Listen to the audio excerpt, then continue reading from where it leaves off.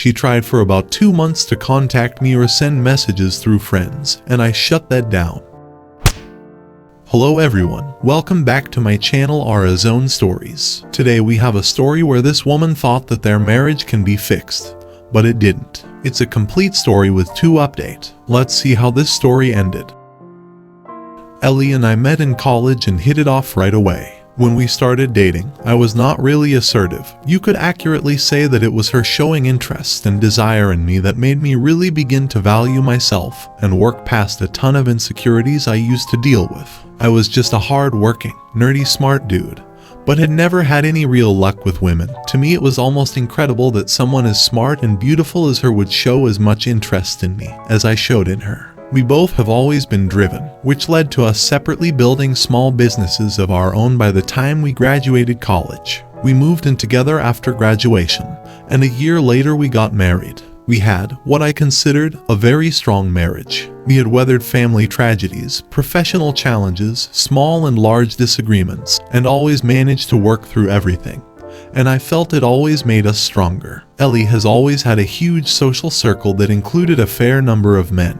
But I never thought too much about it, as she never did anything that raised flags, since all social outings seemed to always be as a large mixed group, and I came to trust her closest friends. As our 10-year anniversary was coming up, I decided to bring up the topic of starting a family. Early on in the relationship, we had together decided to compromise on the size of our family. I wanted kids, she wanted none or at most one, so we agreed on having one. Now 10 years into our marriage, secure economically and thinking how healthy our relationship was, I brought the topic up. I can't help but think me doing this may have started this whole chain of events. A little over 3 months ago, she tells me she is going out with her friends to have some fun. She basically told me she needed to unwind, as she was getting stressed about me asking about having kids again. That night she comes back at 4 a.m. Starting with that day, our bedroom goes completely dead. In our relationship, Ellie has always initiated as much as me. In fact, on average, I would say more often than me. And for rare periods, when we were dealing with traveling, I can't think of us ever going more than 5 days without some form of intimacy. She starts going out more, guarding her phone, avoiding me. All this stuff I had never seen from her before. After about 3 to 4 weeks of this, I talk to Omar, my best friend, and he points me to Reddit, and I start reading. Eventually, I decide I need to do something about this, as it's beginning to put me in a bad mood. I don't just want to trust her, I like to trusting my wife, I need to trust her. Well, needless to say, I get my hands on her phone and check her calls and texts, feeling like a complete monster violating her privacy. Turns out that one of the people new to her social circle is an old high school flame from before we were together. The more I dug, the more I found. I think the fact I'd always trusted her completely made her complacent about hiding the affair better. I found out that during that party a month before, he had attended, and they spent all night catching up, and ended up caressing, not even really hiding it from her whole group of friends, and then conveniently going to the bathroom at the same time. Up to this point, all I had felt has been this giant pit of anxiety in my stomach, a part of me trying to hold on to the image of the woman I thought I had married, a kind of self-delusion. But the anger and sadness start getting overwhelming, made worse by the fact that she seems oblivious to my sudden indifference. She didn't notice I had stopped making romantic gestures. I felt like I was breaking inside. Finally, a month ago, I decided to catch them in the act, and I tell Ellie I am going to visit my cousin for the weekend. He lives 3 hours away, but instead, I go stay with Omar, who has been helping me record and copy everything. I waited, and sure enough, she brought him to our house to our bed. I snuck in the house and made my way to our room, and the sounds left no doubts. They were so into it, they didn't notice me standing there at the door recording them with my phone. I literally felt something in me break, like something in my soul snapped so hard I could hear it. My veins went ice cold, and something like a 10-ton anvil had been dropped on my chest. I couldn't breathe. I went numb. This next part I can only tell you what Omar says happened, because I only remember parts of the next few minutes. According to Omar, who I had brought as a witness, apparently I walked up to them, pulled the guy off the bed, and then Omar pulled me off of him. I remember Omar holding me down on the ground. After that, there was the normal hysterics of being caught. I went no contact for 5 weeks and began working with a lawyer preparing for the worst. Omar served as her contact point during that time, since I simply didn't want to talk with her. Ellie contacted my family and told them that we are having problems. After the 5 weeks of no contact, we met and talked. She was remorseful, told me it wasn't my fault, that it was all her doing, her responsibility and her decisions. We decided to go to marriage counseling and at least explore if there is anything salvageable. Sitting here, I can't believe that even after that, I still love her. I am disgusted with myself that I have thought about her well-being, about her happiness. I especially hate that now I have to question our entire relationship. Was it just now that she got brazen about cheating, or has it happened before and I didn't bother looking far enough, or was too stupidly trusting to see it at all? It's been now almost a month since deciding to try marriage counseling, and my questions to those who have already gone through this are the following. Is it possible to reconcile without feeling that you lose some self-respect? How long does the anger to sadness to numbness, rinse and repeat cycle last? I'm getting exhausted of the constant emotional roller coaster. I find myself really loathing the whole idea of having to essentially be on the constant lookout. Is that a sign of me wanting out or just me being exhausted? Cause I honestly can't tell. Edit. The reason I posted here is because I wanted to see if what my head has been saying for 1 to 2 weeks is the way to go. Everyone has been saying exactly what I've had in my head, but the heart is stubborn, and I didn't want to waste the time. I'll post an update Monday night or Tuesday, as reading all this has pretty much hardened my resolve to do what my head has been telling me to do. So I'm informing both our families with all the details, telling her best friend's husbands, and having my lawyer file while we sit in what I plan to be our final marriage counseling session Monday. If all the replies hadn't echoed what my head has been telling me, I probably wouldn't have reached this decision for months. I need to tell my heart to shut up for a while, cause he is obviously an idiot. Hello everyone, I posted Friday, and I am glad I did, as the kind people of this subreddit were brutally honest and helped confirm for me many of the things I had been thinking and the direction I should go. After reading everyone's replies and the messages, I took the weekend to let it all sink in and harden my resolve. I came to the conclusion that I was never going to be able to live with myself if I stayed with her. Staying and working on it would mean having to sacrifice a significant portion of my self-respect. I also realized that I want no part of a relationship that would require me to be in a state of constant vigilance for signs of betrayal. So, I decided to push the proverbial red button and nuke it all. Here is how it all went down. Monday, I woke up early to an unexpected surprise. When I opened my eyes, my Johnson was greeting me at full attention. Guys, I can't stress how surprising that was to me, considering that since finding out about Ellie's affair I had not had morning wood. It was like my body was saying, yeah, we are gonna get this done today and be done, ready for something new. I actually laughed so hard at seeing it that Omar and his wife came to check in on me, thinking I was having some sort of mental breakdown. I got up, got ready, and called Ellie's dad and told him we needed to talk. I met up with him about an hour before our marriage counseling.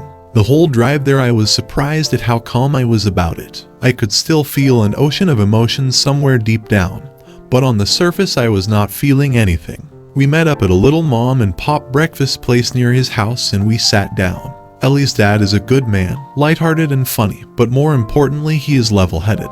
I thanked him for how he and his wife had treated me all these years and told him I was sorry to have this talk with him.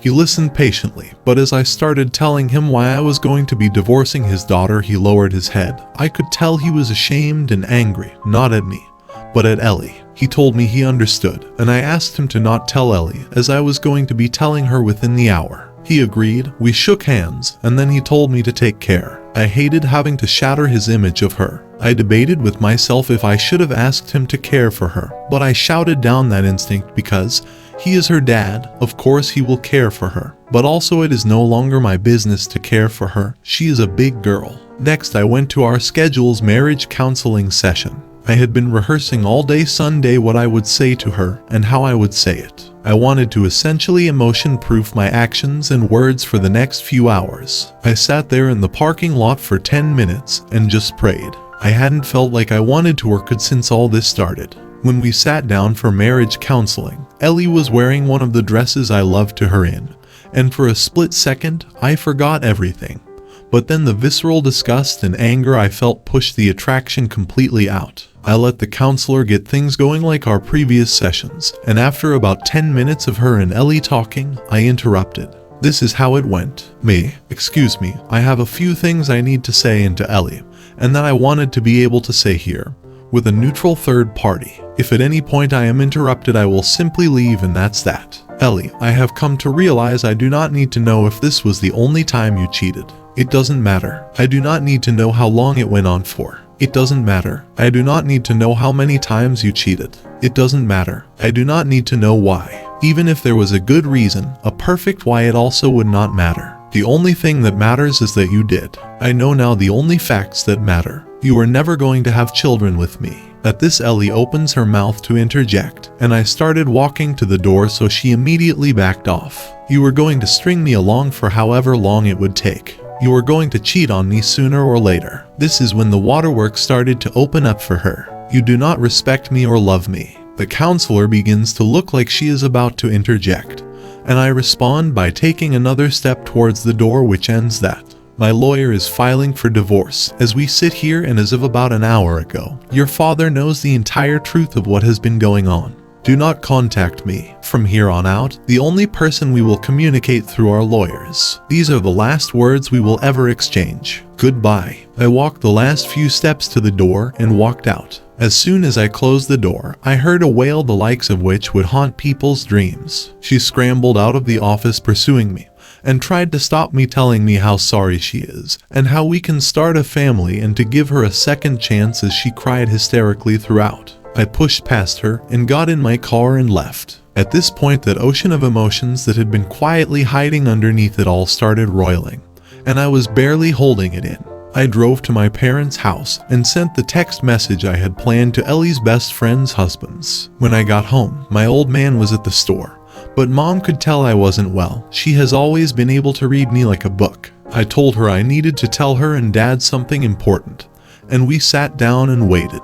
At this point, I have to thank a Reddit user for messaging me. We chatted and he totally calmed me down. About 30 minutes later, Dad arrived. I poured it all out. The more I talked, the more I felt that ocean of emotions emptying and all that pain pouring out of me. When I finished talking to my dad, he just held me as I cried into his shirt for a solid 20 minutes. When it all ended, I felt spent and oddly at peace. I have arranged for Omar to receive a Harley he has been eyeing for a while. He has been more than a friend to me, and I am going to try my best to be as good a friend to him as he has been to me. I can't wait to see his face. I just want to thank you all. Would have never thought that I would find sound and sane advice from strangers on the internet. I know that it will be a long road ahead, that I will still need individual counseling to deal with the aftershocks of this debacle and rebuild my ability to trust. I have to hope that little by little all this pain and sadness and anger will go away, like Roto-Rooter for my soul, if I do the work. Now begins the rest of my life, and I can honestly say I am looking forward to it.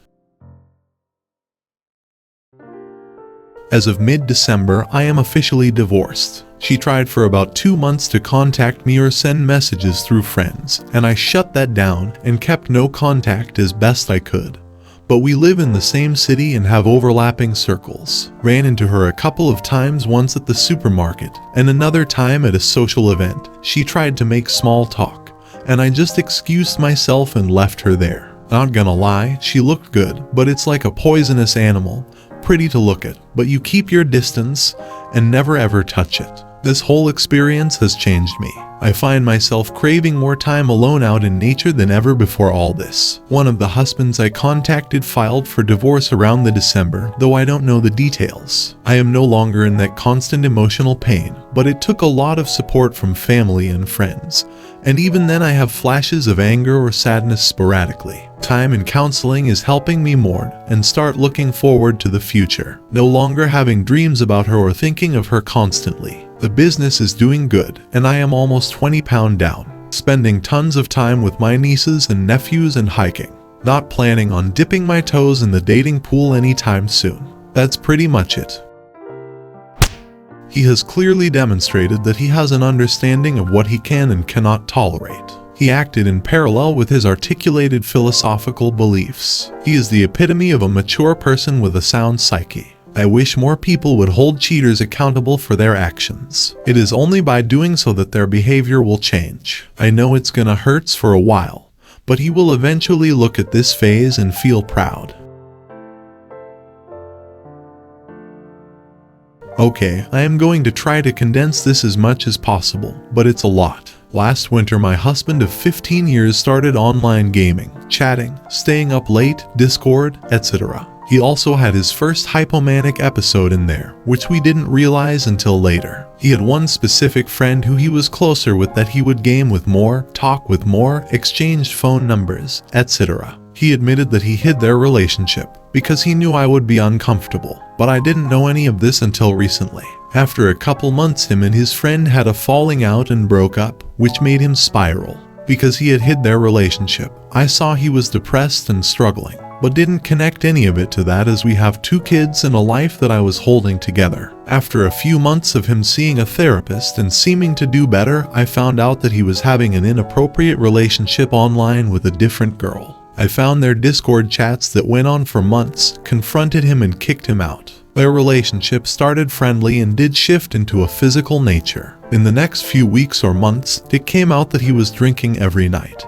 and hiding it very well as I had zero idea. He was incredibly remorseful, started therapy with a new therapist. He admitted he was lying to his first one, was diagnosed with bipolar 2, started medication, got sober, and we were working on our marriage. I have been in therapy as well. Obviously, a couple months ago he mentioned the first girl. He said he wanted to get in touch with her and explain what has been going on, apologize for his actions that were likely due to the undiagnosed bipolar, and just like mend what was broken. I said I was not comfortable with them reconnecting for a multitude of reasons. I actually, at that point, didn't even know her age, and he said he understood. Until that night when they reconnected. He was honest the next day and told me, and I was absolutely not okay. He, after an intensely scary hypomanic episode, told me that he wouldn't talk to her anymore. Over the next month we were moving forward, talking about him moving back in, talking about the holidays, going on dates, spending more time together, etc. Over that month I asked him multiple times if he was communicating with the girl, and he always said no. Alas, that was a lie. I found out that they were communicating via text, phone, gaming, etc. for that entire month. I read their interactions, and while not physical of nature, they also are not okay. Too personal, too friendly, etc. He calls her affectionate nicknames, talks about how miserable he is being apart, buys her things via gaming platforms, writes her poems, talks about our marriage, etc. When I confronted him, he apologized, said he felt terrible the entire time he was lying, said his therapist told him to lie. That's a whole other thing, which is actually true, etc. He also is insistent that she is like a sister, and me asking him to not talk to her is painful, and that he can't change his heart. I told him that I was setting a boundary, and that I was not comfortable with my husband having a relationship like he did with this girl, that it made me feel unloved, disrespected, and emotionally unsafe. So, he could continue their friendship, but that I would not be married to him if he did. So, he moved out. He has been in intensive outpatient mental health treatment since he moved out, and has improved in a lot of ways. Anger issues, communication, etc. But he still maintains his friendship or relationship with this girl. It's genuinely mind-boggling to me and everyone in our lives. His own family is perplexed. It's intense. He is a very different person than he was a year ago. You can even see it in photos. He doesn't look the same at all. It's so sad. I know what needs to happen. I know we can't stay together, but it's awful. Like every morning I wake up, I think, this will be the day his brain shifts back and he sees what's happening. But it doesn't. He tells me he loves me and the kids and wants us to stay together and will do anything to make that happen. Apparently anything except stop talking to a girl half his age. Some days I do okay and can focus on the kids and the future and myself. But some days like today, I just fall in the hole and feel so lost. I guess that's why I'm posting here. Just feeling very lost today. Does anyone have experience with bipolar and anything like this? Narcissistic and borderline personality disorders have been mentioned by my therapist and my own research. I don't even know what I'm asking really. Just feeling lost and looking for support, advice, like something that will make me realize that it's just over and he's making a choice and there isn't anything that will change that. It's all just absolutely heartbreaking for our family. It may be good for her to go no contact with him for a few days and only talk through a co-parenting app. She made the boundary and he crossed it. Unfortunately, her marriage is not his priority. She deserves a husband where she and the marriage is the priority. I'm sorry, but that's how it is.